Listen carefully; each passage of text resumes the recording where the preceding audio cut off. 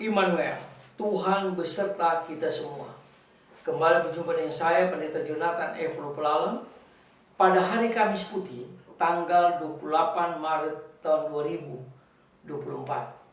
Mari kita minta pertolongan Roh Kudus untuk pembacaan dan pemberitaan firman Allah. Mari berdoa. Tuhan Yesus, urapi hamba-Mu dengan kuasa Roh Kudus, dan beri penerangan kepada pendengar yang akan mendengarkan firman Tuhan ini. Dalam nama Yesus kami siap mendengarkan firman. Haleluya. Amin. Nah, saudara-saudara yang saya kasih dalam Tuhan Kristus, tema kita pada hari ini adalah cinta kasih ilahi.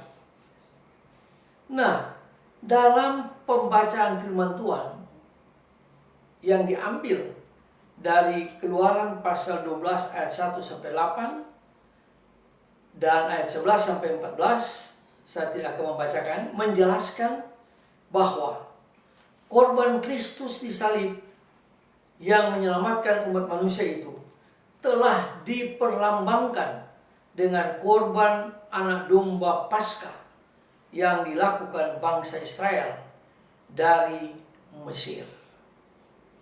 Nah, dalam bacaan yang berikutnya yang diambil dari 1 Korintus pasal 11 ayat 23 sampai dengan ayat yang ke-26, nanti Anda baca aja sendiri, menjelaskan pada malam menjelang sengsara dan kematian Tuhan Yesus, Tuhan Yesus memperbaharui korban Paskah Yahudi itu dengan mengorbankan dirinya sendiri secara sakramental yang menggunakan tanda roti dan anggur. Roti melambangkan tubuh Kristus, anggur melambangkan darah Tuhan kita Yesus Kristus.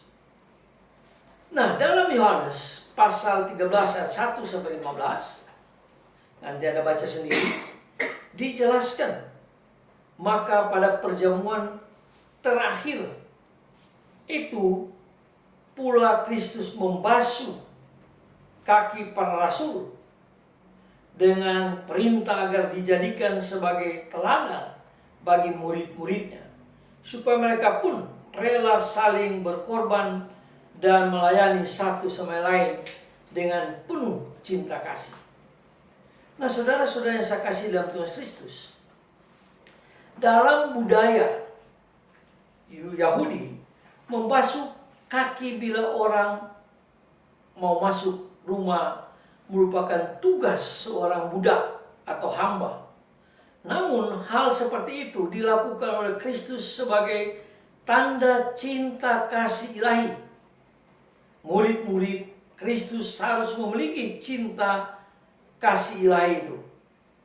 Nah, saudara-saudara yang saya kasih dalam Tuhan Kristus, cinta kasih Kristus itu kemudian dicurahkannya di kayu salib, lalu dengan tanda lain pada hari Pentakosta, yaitu pencurahan Roh Kudus. Itulah yang harus kita teruskan kepada sesama kita, agar cinta manusia kita dimurnikan, iman kita dimurnikan dalam keselamatan yang dibagi-bagikan kepada orang lain dalam cinta kasih kepada Tuhan Yesus melalui, sekali lagi, roti dan anggur.